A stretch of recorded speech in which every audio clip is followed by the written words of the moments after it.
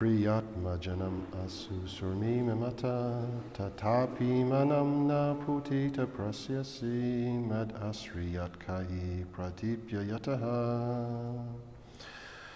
Translation. My dear white-complexioned wife, it is clear that of the many daughters of Daksha you are the pet, yet you will not be honoured at his house because of your being my wife. Rather, you will be sorry that you are connected with me. So this is we all know the story of how Sati wants to go and see her father. And here Lord Shiva is giving some advice. I'll read the translation again. My dear white-complexioned wife, it is clear that of the many daughters of Daksha you are the pet, yet you will not be honoured at his house because of your being my wife. Rather, you will be sorry that you are connected with me. Purport. Lord Shiva put forward the argument that even if Sati proposed to go alone without her husband, still she would not be received well because she was his wife. There was every chance of a catastrophe, even if she wanted to go alone. Therefore, Lord Shiva indirectly requested her not to go to her father's house. I'll carry on with the next verse, because it's such a sad chapter. I think we should just proceed a little bit further. So text 21. Pasapya mana hridayata driyaya samrudhide purusha buddhi sakyanam akalpa isam adihoam ajasa param padam dveshti jajasuram haram. One who is conducted by false ego and thus always distressed both mentally and sensually cannot tolerate the opulence of self-realized persons. Being unable to rise to the standard of self-realization, he envies such persons as much as demons envy the Supreme Personality of Godhead. I'll read that translation again. One who is conducted by false ego and thus always distressed, both mentally and sensually, cannot tolerate the opulence of self-realized persons. Being unable to rise to the standard of self-realization, he envies such persons as much as demons envy the Supreme Personality of Godhead. Purport. The real reason for the enmity between Lord Shiva and Daksha is explained here. Daksha was envious of Lord Shiva because of Shiva's high position as an incarnation of a quality of the Supreme Personality of Godhead, and because Shiva was directly in contact with the Supersoul and was therefore honoured and given a better sitting place than he. There were many other reasons also. Daksha, being materially puffed up, could not tolerate the high position of Lord Shiva, so his anger at Lord Shiva not standing up in his presence was only the final manifestation of his envy. Lord Shiva is always in meditation and always perceives the Supersoul, as expressed here by the words Purusha Buddhi Sakshanam. The position of one whose intelligence is always absorbed in meditation upon the Supreme Personality of Godhead is very great and cannot be imitated by anyone, especially an ordinary person. When Daksha entered the arena of Yajna, Lord Shiva was in meditation and might not have seen Daksha enter, but Daksha took the opportunity to curse him, because Daksha had maintained an envious attitude toward Lord Shiva for a long time. Those who are actually self-realized see every individual body as a temple of the Supreme Personality of Godhead, because the Supreme Personality of Godhead, in his Paramatma feature, is residing in everyone's body. When one offers respect to the body, it is not the material body, but to the presence of the Supreme Lord. Thus, one who is always in meditation upon the Supreme Lord is always offering him obeisances. But since Daksha was not very elevated, he thought that obeisances were offered to the material body, and because Lord Shiva did not offer respect to his material body, Daksha became envious. Such persons, being unable to rise to the standard of self-realized souls like Lord Shiva, are always envious. The example given is very suitable. Asuras, demon, or atheists are always envious of the Supreme Personality of Godhead. They simply want to kill him. Even in this age, we find so-called scholars commenting on Bhagavad Gita who are envious of Krishna when he says, Man mana bhava mad bhaktaha. Bhagavad Gita 8:65. Always think of me, become my devotee and surrender unto me. Unquote. The so-called scholars comment that it is not Krishna that we have to surrender. That is envy. The asuras or atheists, the demons, without reason or cause, are envious of the Supreme Personality of Godhead. Similarly, instead of offering respect to self-realized persons, foolish men who cannot approach the highest standard of self-realization are always envious, although there is no reason. Om Jnana Timirandasya Gnanjana Chalakya Chakshum Militam Jena Tasmai Shri Gurave Namaha. I offer my respectful obeisances unto my spiritual master, who is kindly forcing open my eyes with a torchlight of transcendental knowledge. Namo Om Krishna Bida Krishna Pista Burale Shrimani Tamal Krishna Goswami Nitinamani. So this envy is something that we should run far away from.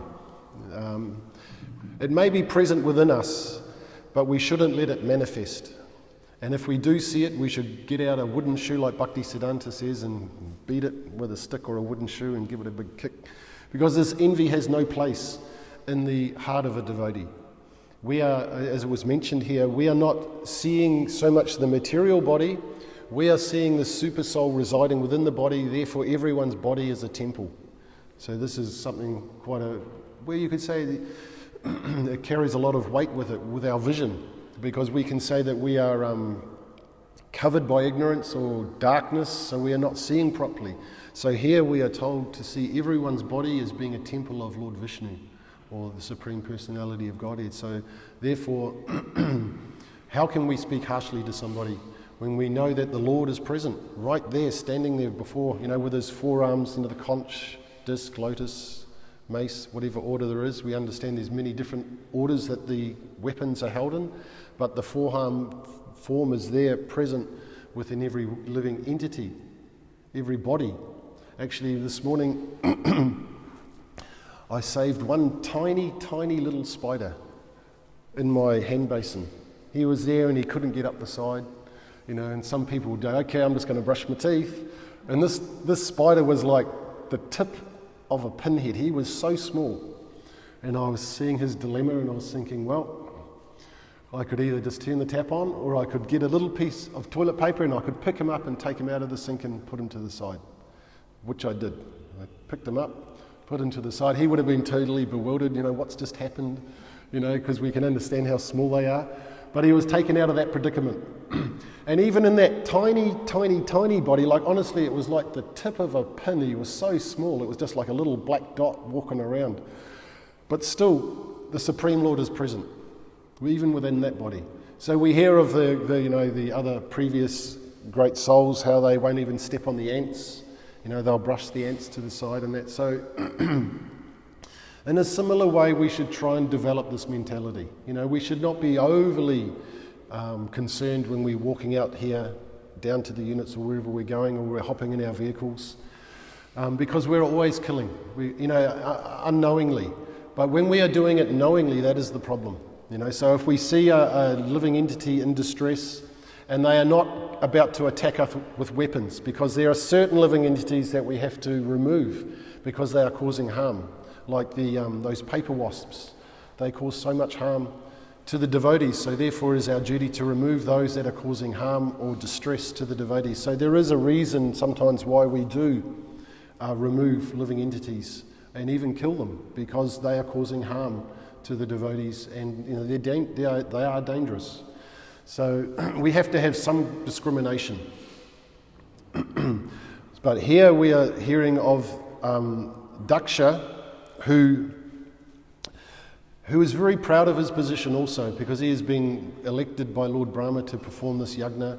And even prior to that, with the first yajna, there was the pride there. We are hearing how maybe Lord Shiva was in meditation, which we understand is where the real souls gain their happiness. We are not gaining our happiness, as was mentioned here, from sensual pleasure.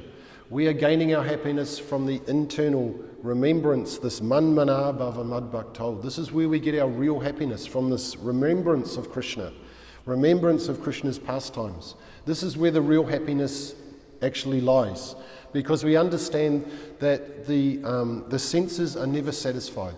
So no matter how sincerely we serve our senses, still they will be coming knocking on the door, demanding more. So this is the nature of the mind and the senses, never satisfied. So we take this lesson from the previous acharyas, and we're told to control and subdue our senses, because they are basically just never satisfied. It's like just a rascal. You could imagine, someone just constantly harassing you. I want more, like a child. I want more. You give them more, they fill them up, they're quiet for a few minutes, and then they're back. And hassling and holding your leg and pulling your sari, mata. So therefore we are advised not to serve the senses, because they are never satisfied. So then the intelligent devotee will take up this advice, and we will practice it through our lives. It's not that we only do it for 1 or 2 years. Many of us have been doing this for like 30 years or more, controlling the senses, restraining the senses. And while we're doing that, we are thinking of Krishna, this man mana bhava mad bhakto. This is the important thing, because we understand the impersonalists, they are also controlling their senses, but they are not absorbing themselves in thoughts of Krishna. So when we absorb ourselves in thoughts of Krishna, his form, his pastimes, and ultimately his name as well, because we are chanting so regularly with our japa, in this way we are developing actually a very close relationship with the Lord. We may not realize it in the early, the first 10, 20 years, what is actually going on. We are just following the rules and regulations. But then we understand that you get this ruchi, this taste, and then this taste leads to prem, or love of God. So we can go from a very neophyte stage to a very elevated stage in due course of time, where we will actually only want to serve Krishna. Now this is getting to the elevated stages, but when we have retired, we are exhausted with the material world. What else is left? We are waiting to die. So what to do? Man mana bhava mad bhakto. Practice. Service. And in this way, it is very satisfying to the soul. We get the satisfaction. So we can see Lord Shiva is sitting there.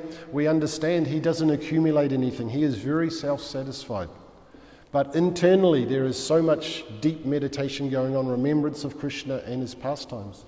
So this is what we aspire for. Not that we can imitate it. Not that we're going to go outside and smear ash all over our bodies and put a garland of skulls around us or anything like this. We cannot imitate, because the cheap imitators will be revealed in due course of time. Everything is revealed in due course of time, it is said. So we should not try and be a pretender. We should just be very honest, and when we're very honest, we can say that we are very fallen, because we're in this age of Kali Yuga. Kali is an age full of faults, where we are always full of anxiety and always disturbed. Above everything else, we're always disturbed. Something is disturbing us. There will always be something disturbing us. It may be, like prior to coming here as a devotee, I had all my monetary anxieties and house anxieties and wife anxieties and child anxieties. Now I've got different sorts of anxieties, but still the anxiety is there. I've got this anxiety and that anxiety, that thing there and this and that. So it doesn't go away. But it's what is the purpose behind our taking on these anxieties? Now the anxiety is, how can I keep everything running so that the devotees are happy? Whereas previously it's, how can I keep everything running so that my bank balance keeps increasing like that? So we will always be in anxiety. Even if we are sitting here holding a danda or whatever, still the anxiety will be there. Oh, the disciples, this one marrying that one and that one marrying this one and this one's just fallen down. So the sannyasis have also got anxiety. So we've got to transcend all this stuff and just become internally absorbed. This is really what we're getting the message. Because we can see from poor Sati, it is such a sad chapter, this one. I'm not enjoying this chapter at all. And even the next chapter is even worse. You know, poor Sati, she is in a woman's body. All the friends and everybody are flying overhead, and she wants to go and see the yagna. And she is pleading with her husband, but her husband is saying, because you are connected to me, you will be sorry that you are connected to me when you get there, because your father will not respect you, and we know what unfolds. It's a very unfortunate situation. But she is in a woman's body, she has got these attachments, it is natural for them to want to do this. So this is just how the whole thing unfolds, which is very, very unfortunate. Has anyone got any question? I'll just read these verses and we'll see if anyone has any input. My dear white-complexioned wife, it is clear that of the many daughters of Daksha, you are the pet, yet you will not be honoured at his house because of your being my wife. Rather, you will be sorry that you are connected with me. One who is conducted by false ego and is thus always distressed, both mentally and sensually, cannot tolerate the opulence of self-realised persons. Being unable to rise to the standard of self-realisation, he envies such persons as much as demons envy the Supreme Personality of Godhead. Questions? Comments? Thank you. I remember he gave a lecture about envy. Uh-huh. So that lecture, I was putting it in the car. Mm-hmm. Tape, cassette, yes. So it kept on repeating envy. And it was the pastime of Nirvasa and Amarish Maharaj. Uh-huh. And then so Gurudev said, so envy is actually we actually appreciate the person, but in a negative way. Mm-hmm. He said, we actually admire the person, but we don't want to accept that we admire, so we envy that person. Uh-huh. Because we usually envy someone who has something that we don't have. Yes. Yes. And then what I like with his conclusion is he said, there's no limit to Krishna. So if we envy, then we have to envy unlimitedly, because Krishna is unlimited. Yeah. And therefore, why should we envy when if we like that quality, then Krishna can give it to us. True. Right? So that was very, very powerful. Especially if you repeat the same lecture like almost every day in your car. Yes. Then it penetrates, because you're just lazy to change, But really I appreciate it, because he also said about forgiveness, he focused on that, how Amarish Maharaj forgave the Rasamuni. Uh-huh. So that's two good points. Yeah, to forgive. And that was, I needed that message, to forgive. And then, so that was beautiful. That if I envy someone, which is very natural in a conditioned life, Mm-hmm. but even in a liberated state, for example, the gopis, they see the other gopi making very nice garland, Mm-hmm. but instead of negatively feeling about it, they're happy about it, and they will say, I will even make better garland to please Krishna. And when that other gopis sees that, then she'll be happy at all. Because I'm making something nice, then she will make something nice, and even better than what I am doing. They're all competing with Krishna. So it's not called envy, right? But it's called appreciation. Yeah. The competitive nature, but it's encouraging, because we want the best for Krishna. So this is like a pure mentality. So just for the sake of the thing, I'll just repeat what you're saying. You're talking about Daksha and the envy, and how we appreciate that quality, but in a negative way. So that is envy. So we can see the good quality. So same here with Daksha and Shiva. He could see his renunciation, but he was envious of that because, as Prabhupada said in the purport, he could not achieve that because he was essentially still aroused. So this is where, for us as devotees, we should not be overly sensually aroused. We have to become yogis in order to progress in our spiritual renunciation.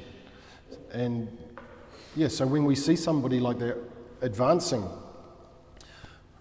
to not become envious is what we need to do. But it's like you say, it's a natural thing. Initially, it can be like a little, oh, look at that devotee, he did such a good job, or he gave such a good class, or he is so good at dressing, or whatever it might be. There may be a tinge there, but then we have to think, like you say, of the mood of the gopis, and be competitive. Oh, I'm going to try next time. I'm going to try and better that, and then we encourage each other so that we become better and better at what we're doing. Thank you. It's good that you're saying you listen to a class over and over and over again as you're driving, because I've done the same thing for like 20 years. I was just hearing these same lectures over and over and over about the glories of Vrindavan.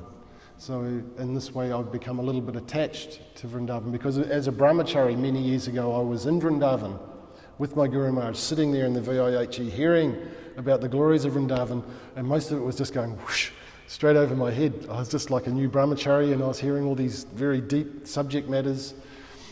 So I'm very grateful that we have these ability to hear these lectures again and again and again. So it's been drilled into my ears for like 20 years. I've been listening to the same series of lectures. You could say I should have brought it out and heard this one and that one and gone here and there, but I was determined to get the essence of Prabodhananda Saraswati. So I've been listening to his lectures constantly for a long, long time. And now it's paying off, because I see here this tract of land that we're on here at New Varshan is, we can say it's not non-different or a reflection from the spiritual realm. We've got Radha Giridhari here, we've got Radha Kund manifesting, we've got Govardhan Hill. So this is like a little sanctuary that we have here, which helps us to remember the land of Vrindavan as well. So it's like a great gift that Radha Giridhari are giving us, another opportunity so that we can remember the land of Vrindavan. And when we do that, and then the pastime. So it's just all helps us build our internal meditation again. When we come here, we serve, and we hear of these wonderful activities, and in this way we can hopefully make some advancement. Because it's good to see devotees advancing and becoming better. It's almost like a honeybee. We should be looking who is, and especially with the dressing. You can see the dressing is always evolving. You look at the dressing 20, 30 years ago, it's so different from what it is today. Not that it was anything less then, still the bhakti was there, but like you say, this competitive mood between the people that are dressing. They see one person doing something and folding this and putting that and that and this way, so they pick up on that idea. You can even steal from the person that is dressing, take their style and improve on that. So in this way we can see it's getting better and better, which is very sweet. We should be very joyful that, Radha Giridhari, daily it is increasing if we have the right vision like that. So yes, if we see someone making advancement, we should check our envy, and we can even go and beg that devotee for their blessings. Please give me your blessings that one day I'll be able to achieve what you have got, and in this way have that submissive mood. Not that you want to become better than them, but you just want their mercy. And this is the right mood of this prayerful mood. We are praying to Prabhupada and the previous acharyas, and we can have the firm faith that they are hearing our prayers, and they can reciprocate with that. So it's just up to us to pray for that. But again, because of our pride, we're thinking, I am all right, I'm doing very well, I don't need to pray for any mercy, I'm doing just fine, I've been around. But no, this is our pride, and then we understand pride comes before the fall. So we have to be careful that we don't become so puffed up that we get in a situation where we're going to fall down. So therefore the humility is essential for our spiritual advancement. We have to have that humble mood, not try and be like Lord Shiva, not try and imitate Lord Shiva, just fully respect Lord Shiva's position, because we understand that he is not a normal jiva. He is, got more qualities than the jivas. So we have to just give up this pride, arrogance, conceit and anger, control our tongues. There's all these things that we have to do. But when we do that, and if we're in that humble mood, it's like we make ourselves a little bit vulnerable, but we're also able to get the reciprocation from the super soul. The super soul will see our humility and our right mood, and with that mood the Lord can reciprocate, because we're then in the right mood to receive the mercy of the Lord. We can receive realizations And then we're not going to become proud about it. We'll be very humble and submissive, and we'll just use our realizations to help us and to help others. So seeing everybody as being a temple of the Lord is a very powerful vision to have. That's a very good way to see things, because we're seeing it with the truth. This is tattva, that the super soul is in everyone's heart, and so that in this way we should respect everybody and see their body as a temple. So it's very beneficial if we just follow these simple instructions. Even this simple instruction can make us appear very self-realized, but we are just following the instructions. That's all we're doing.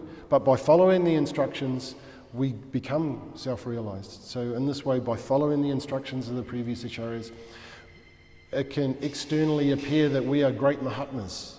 Although internally we know what's going on within our heart, but by following these instructions, we are making rapid advancement. We are actually advancing a lot. Humility is such a powerful thing. Therefore, Lord Chaitanya has given it to us as the third instruction. You can never fail being humble. You'll always become successful by being humble in this sort of environment. It's very, very, very beneficial. Okay, we've reached 8 o'clock. Any other comments, questions? No? Okay. Oh, yes? No?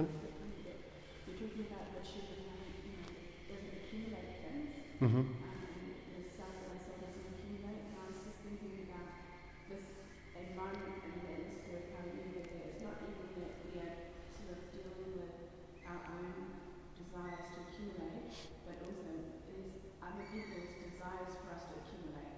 Like the entrepreneurs of Kali Yuga are quite predominant in society at the moment. Yes. How they're using, these ways of increasing people's desires, whether they're like almost imposing this technology as figuring out what you've just been looking for, and suddenly it's all there. They're almost forcing you to have to. It's quite a hard job to Yes. not accumulate. You actually have to very actively not accumulate. Check yourself. Actively, Yes. Yes. Yes. It's quite a job. It's a fact, actually. That yeah. Is that your experience with moving house?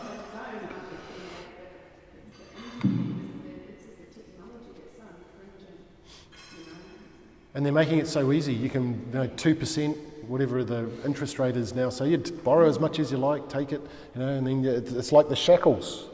The comparison, we get bound up by these things. And like you say, when it comes time to move, you realise how much stuff you have and how much stuff you don't need. I took trailer load after trailer load to the dump when I moved. Just all this stuff, one day in the future, but no, that day will never come. So we have to be careful that we don't get too bound up. So therefore, what we're doing here, regularly coming and hearing, is a very powerful thing. Regular attendance in Srimad Bhagavatam, like it says, it destroys all the unwanted things in the heart. By coming and just sitting here, giving oral reception in front of the deities, we are destroying that materialistic desire. So this is really what we want. We want to become like Lord Shiva, where we're fully self-satisfied. We're not hankering and lamenting anymore or desiring. We're able to just sit under a tree like the 6 Goswamis and just be very self-satisfied, absorbed in Krishna, actually. Absorbing ourselves and remembering the beauty of Krishna, his qualities, the features of his conjugal relationships, is what I'm studying at the moment, trying to remember in the Nectar of Devotion. There are 6 features with the conjugal rasa of meeting, and it's just so amazing. There's coming together, but then there's an arguing thing, and then there's meeting, and there's all these different things that go on that enhance the whole relationship.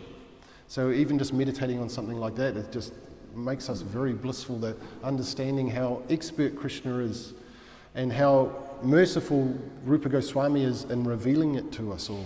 He's written it there. So that book that you gave me, Mataji, when I helped you move, Nectar book.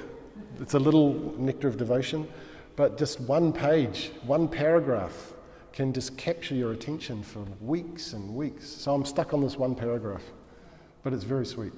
So thank you. so we can distribute books to the devotees. Sometimes we don't know if we have a copyright. I was just thinking that was the only book that I thought that even if you had it, you can give it to others. Yeah. There's somewhere in there, I don't know if it's the introduction to the Nectar of Devotion, but Prabhupada is saying it's very good, when you become more advanced. I'm not saying I'm more advanced, but it's very beneficial when you do become more advanced, because there's such depth within that book. You know, what I'm studying at the moment is just so very, very deep. It's like a bottomless ocean, actually. You know, and so I'm saying I'm stuck on this one paragraph, but that one paragraph that Prabhupada has translated is very, very powerful, because it takes you right into that whole mood of Radha and Krishna meeting. So I'm forever grateful. Yeah, true. So when we get a book, we should read it. You know, especially these elevated books, Nectar of Instruction, Nectar of Devotion, Chaitanya Charitamrita. There's just so much in there. And what to speak of Srimad Bhagavatam, and even Bhagavad Gita. You know, it's a book that we can read for the rest of our lives, and we'll always get more realizations. It's not that I've read it, what's next? It's we read it again, and we get more realization again and again and again as we go on with our dealings with devotees. As long as we're not committing offences, we're in a good position to receive more realizations. Such a science, huh? Okay, Grantharaj Srimad Bhagavatam, Ki Jai, Srila Prabhupada, Ki Jai, Gaura Premanandi, Hari Hari Bol.